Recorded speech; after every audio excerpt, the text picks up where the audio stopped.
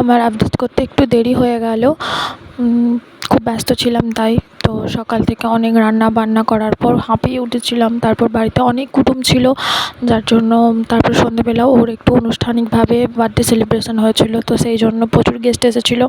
তো সেই সব ভিডিও আমার কাছে নেই, কারণ ছেলে সমস্ত ফোনটা রিসেট মেরে দিয়েছিল, যার জন্য সব ভিডিও উড়ে গেছে। ওই এটার থেকে ধার নিয়ে আমি কিছু ভিডিও বা ছবি পেয়েছি, যেগুলোই আপনাদের সাথে শেয়ার করছি। তো আজকের দিনটার জন্য আমি অনেক বছর ধরে অপেক্ষা করেছিলাম, আর এটা আমার ছেলে আমাদের সবার কাছে একটা খুব ভালো দিন। এটার জন্য আমার ছেলেও অনেক দিন ধরে অপেক্ষা করেছিল। আর এটা হলো আমার শ্বশুরমশাই, আমার বাবা। তো উনি আমার ছেলেকে আশীর্বাদ করছেন। তো বাড়ির সবাই মিলে ওকে আশীর্বাদ করেছিল, কিন্তু সেই ভিডিও নেই। ও ছেলে পাকামি করে রিসেট মেরে দিয়েছিলো ফোনে, তো আমি সেই ভিডিওগুলো পাইনি।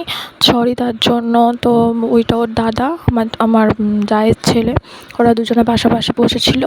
তো আমার জায়ের ছেলের বায়না হচ্ছে, চাচি কেন ভাইয়ের মতো করে আমাকে খেতে দেওয়া হচ্ছে না। তো এটা নিয়ে একটা প্রবলেম। ওরা দুজনে সবসময় একইভাবে সব কিছু পেতে চায়, কিন্তু সবসময় তো সবটা মনে থাকে না।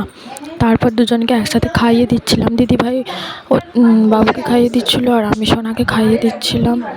তারপর এই খাওয়া দাওয়া নিয়ে ওদের প্রচুর সমস্যা।